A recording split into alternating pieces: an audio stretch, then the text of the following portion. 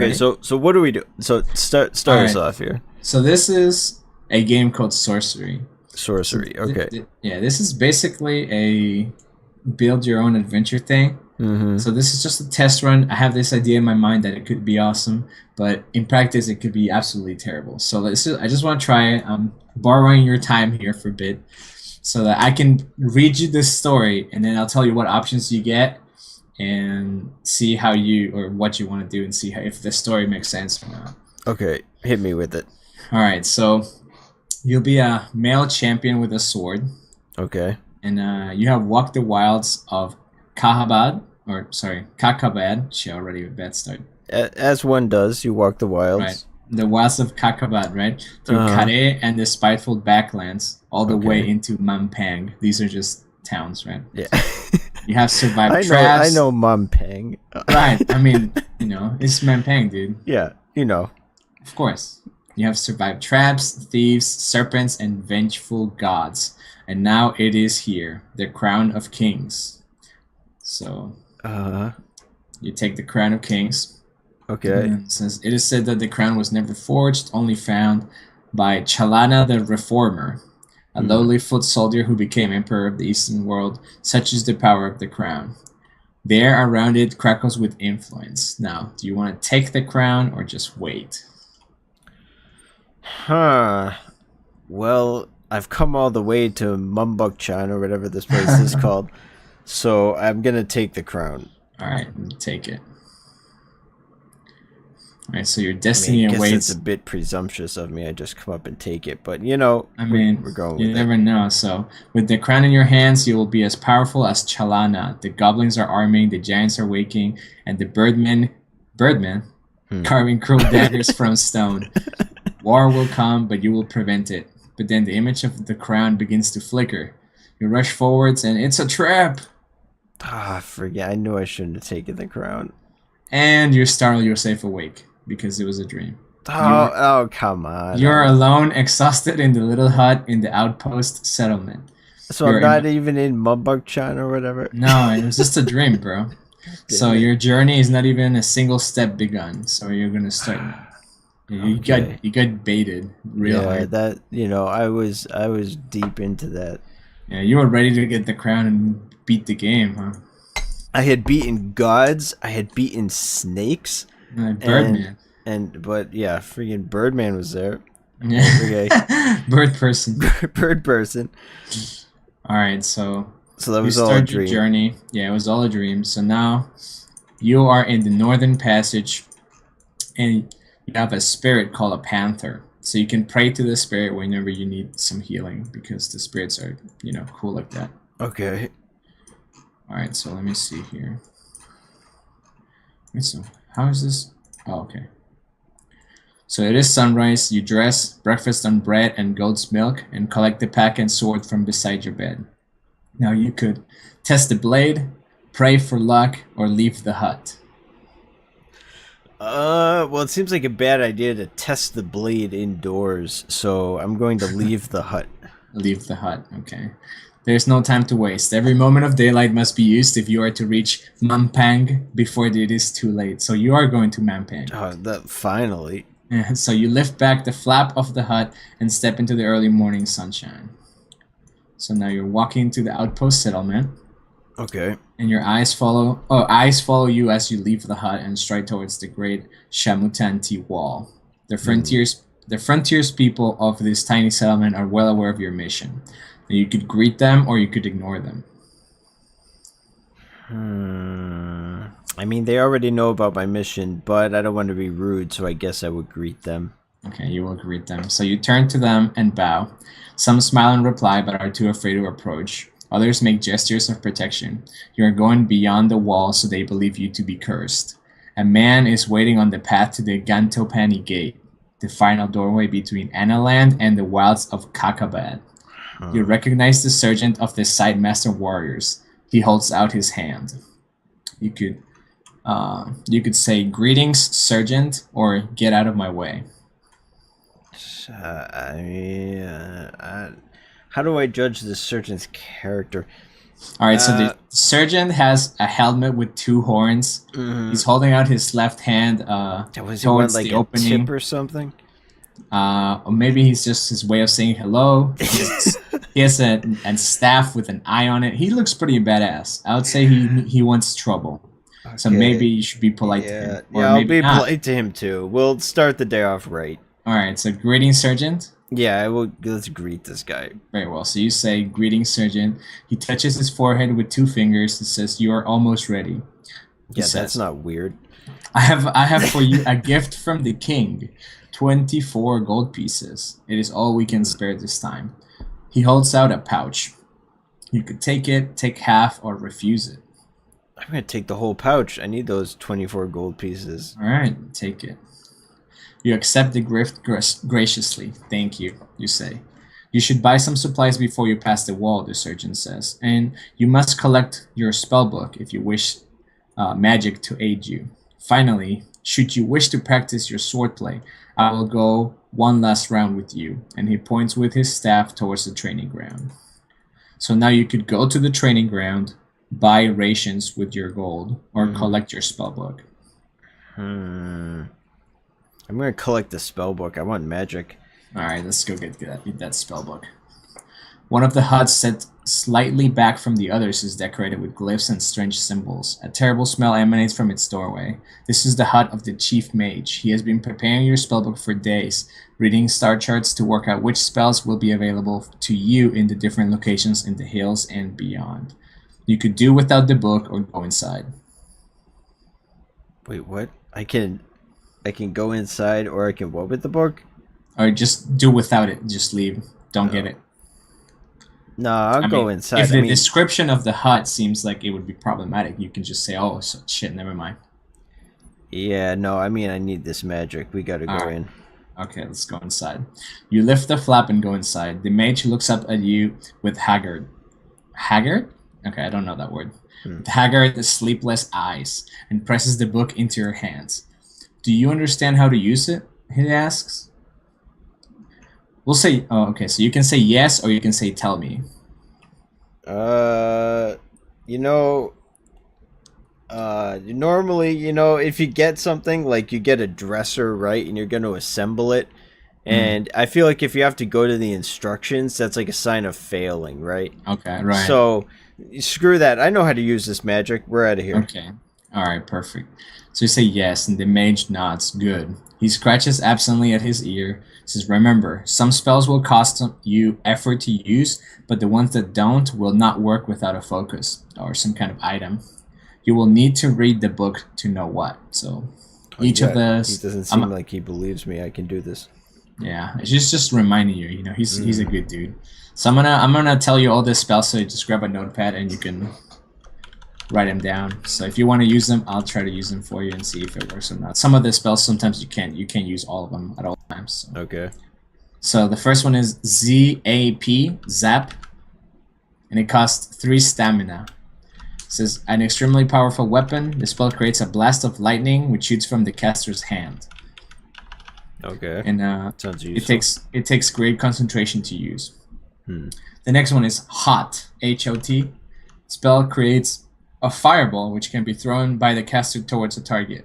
The fireball will cause severe burns on impact, but will then quickly extinguish.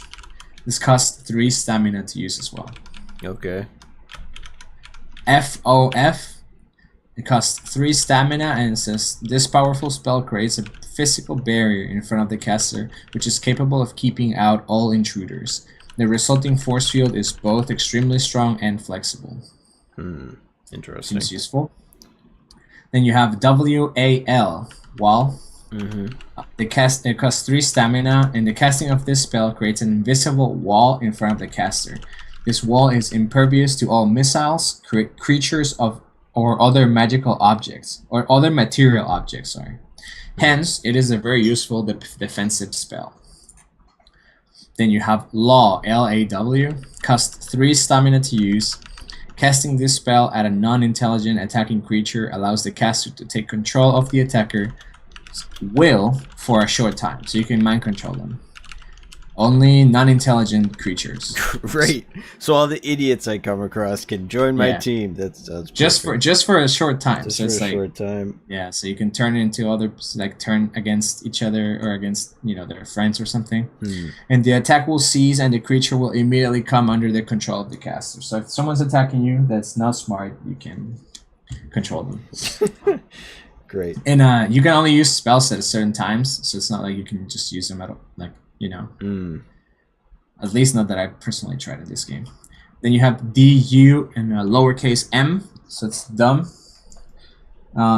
Everything else was all caps, so I don't think it matters, but just It costs 3 stamina to use, and when cast at a creature holding an object, such as a weapon, this spell will make the creature clumsy and uncoordinated. It will drop the object, fumble to pick it up, and drop it again. You can also use Big, B-I-G. Cost 1 stamina, and when this spell is cast on the caster's own body, it will inflate the body to 3 times normal size. This increases the power of the caster and is especially useful against large opponents, but must be used with caution in confined spaces. Then you have W-O-K, Walk. Requires 1 stamina to use and 1 gold. That's weird. This spell requires a gold coin, which is placed on the caster's wrist. When the spell is cast, it will transform into an invisible metal shield, but the coin will be lost. You have D as in David, O-P. 1 stamina to use. This spell may be used to open any locked door. Casting the spell works directly on the lock tumblers, and the door may be opened freely. If the door is bolted from the inside, the bolts will be undone. The spell will not work on doors sealed by magic. Then you have Raz, R-A-Z, requires beeswax. To perform this spell, beeswax is required. By rubbing the wax on any bladed weapon and casting this spell, the blade will become razor sharp and do at least double its normal damage. You have S-U-S, cost 1 stamina, and this spell may be cast when the caster suspects a trap, and it will indicate telepathically to the caster the danger and the best protective action. If already trapped, this spell may be used to minimize the effect in certain cases. You can use Six, S-I-X. This spell is cast onto the caster's own body and creates multiple images of the caster, all capable of casting spells and attacking. Each will perform identical actions, and most creatures will be unable to tell which is the real figure. Costs 1 stamina to use. You have J-I-G, requires a bamboo flute. When cast, the recipient will get an uncontrollable urge to dance. The caster can make any creature dance merry jigs by playing a small bamboo flute, thereby exhausting a creature or providing time to escape. Interesting. Then you have G-O-B. It requires a goblin's tooth. This creation spell requires any number of teeth of goblins. This spell may be cast onto these teeth to create 1, 2, or an army of goblins, who may be commanded to fight an enemy or perform any other duties. Wow, you get slaves, that's cool. And Y-O-B. It requires a giant's tooth. Casting the spell requires the tooth of a giant, and when cast will summon a new giant whom the caster may control. The giant will then disappear when his duty is done. These teeth spells are weird, because say you have a goblin's tooth, so you summon a goblin, and then you say, okay, give me all your teeth. Now you've got like 20 goblin teeth. You summon a goblin with each of those, and then you say, give me your teeth. Before you know it, you've got a mountain of teeth. But they're the ones that you're summoning, they don't have this, like, they're not physical, they're just like magical and stuff. They don't have teeth is what you're telling me? Maybe. Maybe they're old goblins or old giants. Then you have Gum, G-U-M. It requires a vial of glue. And casting the spell on a vial of glue will cause the glue to become super sticky, even more sticky than regular glue. Sufficient to stick creatures to the floor or to walls. By throwing the vial at a creature's feet or by resting it on top of the door so it falls when the door is opened. A lot of strategy here. It's a lot of spells. Yeah, HOW. Yeah, we're not done yet. Oh my god, there's so many. I think we should just move forward. Maybe we Honestly. should just. Okay, I've here, already there's a got couple like more. There's a 20 couple more. choices. Yeah, HOW. Costs 1 stamina. This spell is used to in perilous situations when information about the safest way of escape is desired. The caster will receive a psychic inclination towards one route or a means of defense if one is present. Now, okay, DUD, dud. 1 stamina. By casting this spell, the caster can create an illusion of treasure. Gold pieces, silver coins, gems, and jewels can be created at will and used to distract, pay, or bribe creatures. Illusionary riches will disappear as soon as the caster is out of sight. MAG. This spell protects its caster from most magic. It must be cast quickly and works by neutralizing the attacking spell. 1 stamina. FAL. 1 stamina. This spell is useful if the caster is caught in a pit, trap, or falls from a considerable height. When the cast, it makes the caster's body as light as a feather.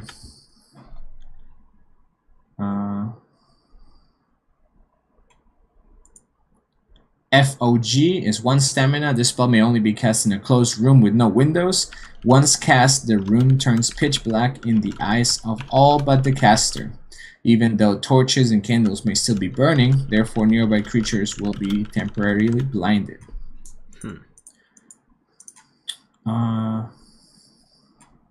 SAP, SAP, is the effect of this spell, which is only useful in combat, is to demoralize an opponent so that his will to win is lost. Any creature so demoralized will be easier to defeat, though victory is not certain.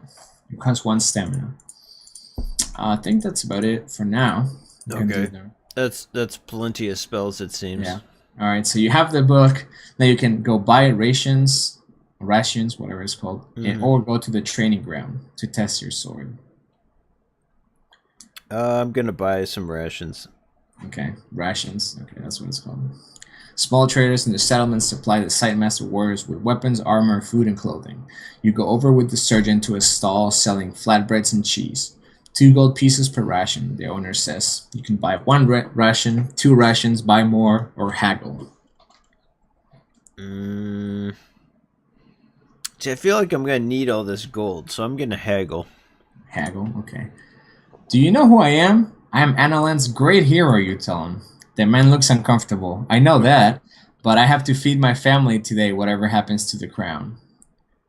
So you could buy 1 ration, 2 rations, buy more, or buy nothing. I'll buy 2. 2 rations, okay. You hand over your coins, and the man places 2 rations carefully into your pack.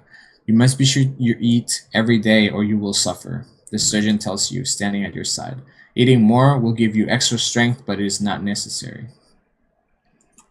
Interesting. Now, the only thing left to do is go to the training grounds, so you will go to the training grounds. It says you hurry with the surgeon to the training ground, and he wraps the base of his staff in leather. So you ready your sword. To begin, the surgeon says, we will practice the stances. First, defend yourself against me. So this is just the combat tutorial, right? So I'm gonna go over it. And you have, let's see, total of 9 attack power. So it's just when a real combat, this one is like predictable. So on a real combat, you can choose how much you want to attack. If you want to do a strong attack, low attack, defend, etc. So this is the Sightmaster is a powerful enemy. By defending, you will receive the minimum damage from any attack he or anyone makes.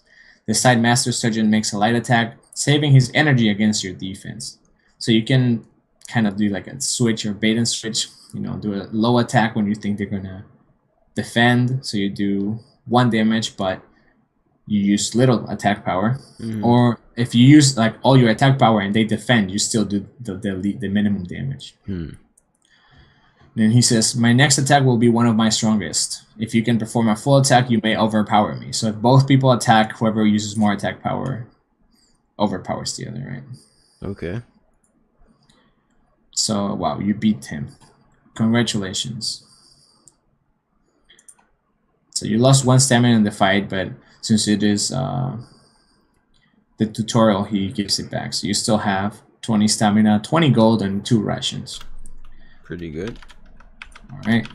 So you shake your head, and when the surgeon says another round, you shake your head. This is very good. He agrees, but if you wish about in earnest, then I warn you, I will not go easy on you. He indicates the wider yard where there is space for a true match. So you could fight him in the yard or just approach the gate. I'm gonna go to the gate. Okay, let's go to the gate. We got a crown to capture. Right. So you reach the foot of the mighty gate. It is sealed. The surgeon places one hand on the wood. The gate has been locked for some time to deter raiders, he tells you, but you will have no difficulty. The stars in this place allow the DOP spell to be crafted, and he stands back. So you get to cast the spell here. So you're going to cast DOP for the first time to open this gate. DOP! You weave this spell. One by one, the great tumblers of the door begin to creak and groan. Then the hinges turn with a noise like hail on a canvas roof. These gates have not opened since our last champion was lost, the surgeon says. I wish you more luck than he. Perhaps you will even meet him on your travels.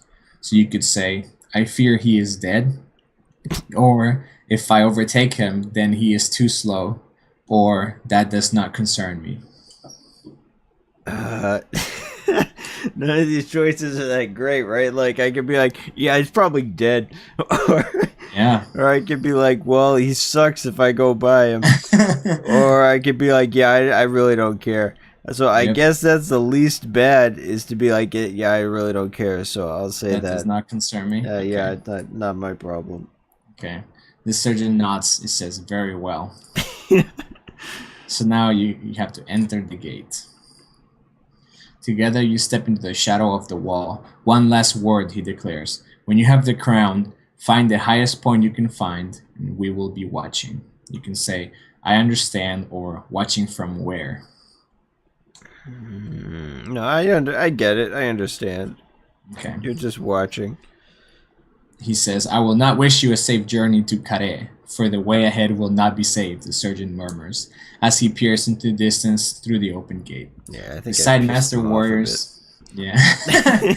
The side master warriors are selected from birth for their incredible powers of telescopic vision. You cannot help but wonder how far he can see. You can say, tell me what lies ahead, or you can just, enough talking. You can just go. Yeah, that's probably enough talking. I think I annoyed him before. Okay, enough talking. It is time to go. Without another word, you pass through the gate. The faces of the folk watching your departure reveal the hopes that rest on you and your quest. The early morning air is crisp, and the rising sun paints the slopes in shades of peaceful beauty, concealing the evil that lies ahead. Alright, so now you're going into this, it's called Kakbad, so you're going towards that. Okay. The path winds through slopes of wild scrubland. The countryside is deserted, and the eerie silence is broken only by the cawing of the occasional crow. Shit. There is a spell for hearing what they say, but you do not have the equipment it requires yet. The birds appear to pause in the air to examine you as they pass. Stupid creatures. They pose no threat, so you ignore them. So you keep walking. Barely an hour beyond the wall, and the air begins to grow foul. The Shamutanti hills are infested with the pestilence of the backlands. It saps the energy from your body, leaving you nauseous and weak. You lose 10 maximum stamina, so you are at 10 out of 10. Holy shit, that's half my stamina. Yeah, so you could cover your mouth or keep walking. Yeah, I mean, that seems involuntary, right? Like, I think I'm going to cover my mouth. If this place, I'm an hour out and I'm half the health I was before. Okay, you will cover your mouth. You cover your mouth with your neck scarf, but it does no good. They warned you of this. You will grow accustomed to it the longer you are out here, but for the moment you must be very careful. Yeah, it's like when people have weird tasting water and they're like, oh, you'll get used to it. Yeah. You know? Yeah. So you could regain your stamina by eating or resting. Now you could go... you could you're outside of the Cantapenny Gate. You can go travel cross country or go through the low rise. It's like a path. Let's go cross country. Cross country. Let's go. You're feeling wild and adventurous. I've got 2 rations. I think I'm good. Right. The path through Cantapenny is long and winding and will lose you a day. Instead, you turn off the path and strike north through the knee-high grass. The journey starts with a stiff climb that takes several hours, but from the top you have a good view of a plain of yellow grass, and just to the north of that, a little village of root huts that do not look like human dwellings. To your left, a gigantic wall looms, throwing shadows that lap at your feet. So you could look back at the wall or strike forward. Let's keep going. Okay. Time to strike on then. The wind whispers through the long grass, beckoning you onwards. But there might be rats and worse in those fields, so you might be safer cutting across to the river and following the bank. So you could go to the river bank or go through the longer grass. Well, see, I had a dream where I killed snakes and gods, so I'm not terribly afraid of these rats. Let's go through the grass. Okay, let's go through the longer grass. So you wade forward through the shimmering grass, which gets longer and longer until first your boots and then your scabbard are lost from your view. Still, with Cantapenny disappearing over the brow of the hill, you are making excellent time. Suddenly, you freeze. Up ahead, the grass is parting in coils and bends. The parting is moving. There is something there, and it's coming towards you. You could turn and run, or stand your ground.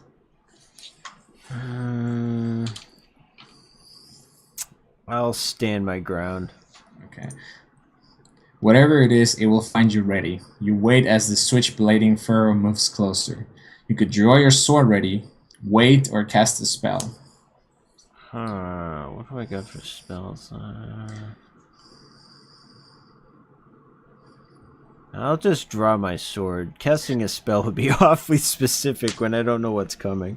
Yeah. You draw your sword. Your heart is hammering in your chest. The moving grass is barely 3 strides from you now. The hissing of the grass is louder, almost too loud. You could wait or cast a spell. I think you could cast a spell that is to see if it's a trap, but if you want to. It costs stamina, so. Yeah. You could just wait. See, I feel like if I use a spell right now, I'm gonna like blow all my energy before I even know what's going on. I'll just wait. Okay, we'll wait. Then the break in the grass is upon you, and you see what has made it. An enormous serpent. Its body the thickness of 2 broad men, and its eyes red like stovepots. Tell me I couldn't see this thing coming in the grass? It's lit with an inner fire, too. So. Yeah. Great. The serpent rears up out of the grass and bares its enormous fangs. So you're going to fight it. I guess so. Alright, so you're ready with your sword in hand to take it on, so it wasn't a surprise or anything. That's always good. So you can go all out on an attack on 9, or how do you want to deal with this? Do you want to defend first, go attack, or? So I can choose between attacking and defending, but I can't like cast a spell right now? No. You can only attack. Once you're in a fight, you can only attack. Okay. This is a freaking snake as wide as 2 people. Yeah. I have to go all out. We have to just end this right now. So first attack, all out attack. All out. Okay. You overpower this snake. Yeah, that's right. The serpent's great coils are winding around your feet. In a moment, they will tighten and snap your ankles. You swing out wildly, hoping to chop it in 2 as it launches forward like lightning. The terrible creature is suffering, can barely hold up its neck. It closes up its coils, shrinking like melting snow. It's 1 stamina left on it. You did like 4 damage to it, but basically killed it. Now you can, since you spent a lot of stamina, or not stamina, energy on that last attack, you can only do a medium attack now. Do you want to attack, defend, do a low attack with less power? How do you want to? I think this thing's about dead, so I'll just do a medium attack to finish it off. Medium attack and cut it. It defended, so you did 1 damage to it. So the serpent is retreating, but you give chase. Launching off your heels, you lunge for the beast's neck. With a great cloud of dust, the head of the serpent crashes to the ground, and the light in its eyes goes forever dark. That's flawless fighting. The serpent lies dead before you. You could search it or leave it. Naturally, I'm gonna check these serpents' pockets. I mean, you could, skin it or something, right? I don't know. Maybe, I don't know. Yeah, let's So, search it. Let's see what's search inside it. this giant snake. All right. There is only one way to search the body. With your sword, you split it open, cutting through its long stomach. It's filthy work, but not unrewarding, for from the belly of the beast falls an arm bone with a skeletal hand attached, and in the grip of the hand is a small bag of coins. So you could take the money or leave it. Okay, well, I've come this far. I have to take the coins. All right, okay. You lift the gold from the palm, then snatch your hand back quickly. You have been burned by the stomach acid that has soaked through the leather of the bag. Son of a bitch. You lose 1 stamina, but you could take the coins, not the bag, or leave both. I'll take the coins. I've already spent the stamina. Alright. More carefully this time, you knock the coins free off the bag with the tip of your sword. Sparing a little of your water, you wash them clean, then slip the coins into your purse. And that is a long enough pause. You leave the serpent for the crows and make your way forward through the lengthening grass, wiping your sword as you go. You got 3 gold coins there. So you're going through the long grass still after defeating the serpent. You head onwards into the long grass, which gets taller and taller. The ground seems to slip away, but the plants are just as tall.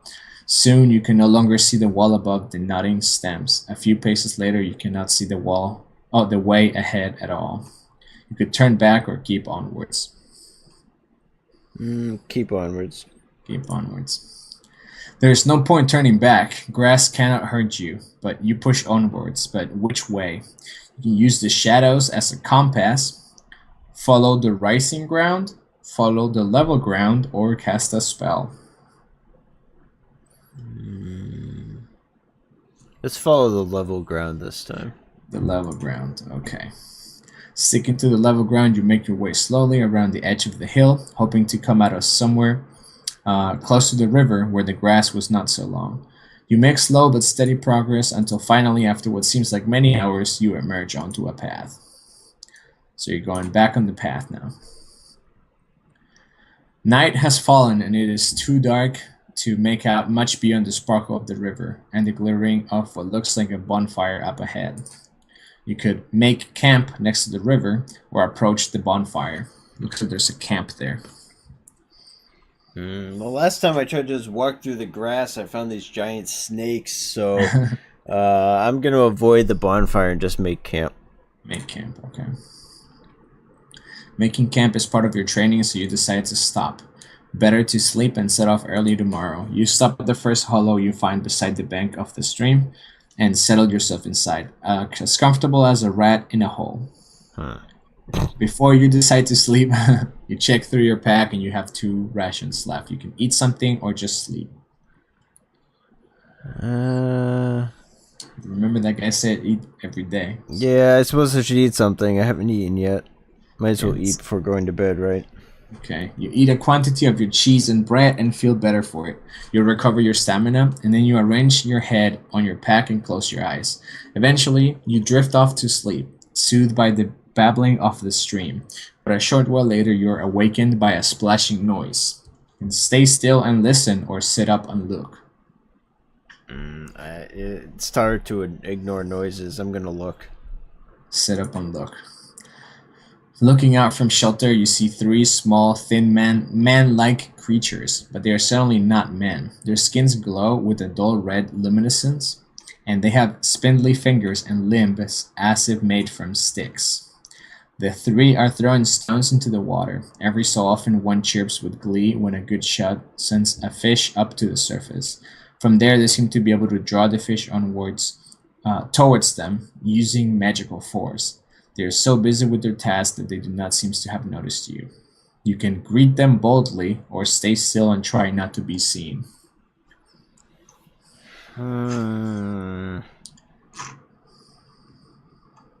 This is a tough choice. I'm gonna stay still and see what happens. Try not to be seen? Yeah. Okay. You stay quiet and low, and it seems like you will go unnoticed. But then one of the 3 throws a stone, which bounces from the water and strikes you. You hear them chattering to each other. You could close your eyes, but listen, or open your eyes and peer out. I'm gonna peer out. Open your eyes and peer out. You open your eyelids, a crack to peek. There's no doubt. The wiry men are looking at you. They point and gabble excitedly to another. One of them rises into the air and flies across the water to look at you more closely. What the fuck? They can fly? You could speak to him or show that you're able to defend yourself. I think the time for speaking has passed.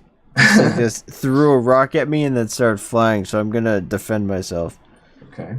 You sit up and draw your sword, laying it out across your lap. The creature eyes you coldly and flits a little higher into the air. What are you? It demands in a shrill tone. What are you doing here? You could say a traveler, a great warrior, or a friend. A traveler. A traveler. You declare, on my way from one place to another. Well then, traveler, will you join me and my companions? You could say I will, or you wish to rest. No, I gotta rest. I can't join these flying impish creatures in the middle of the night. Okay, I wish to rest. And we have interrupted your slumber, the creature replies. You say you did. Did it occur to you, thickling, that you interrupted our fishing with your stench? You could apologize, attack the creature, or cast a spell. Let's cast a spell. Let me see what I've got here. Let me see what's available, because you can't cast all of them all the time. Sometimes. Okay, let's see. What do you feel like casting? We have the first letter can be a B as in boy, H, W, or that's it. Those three. So any spell that has H or W. Any spell that starts like that.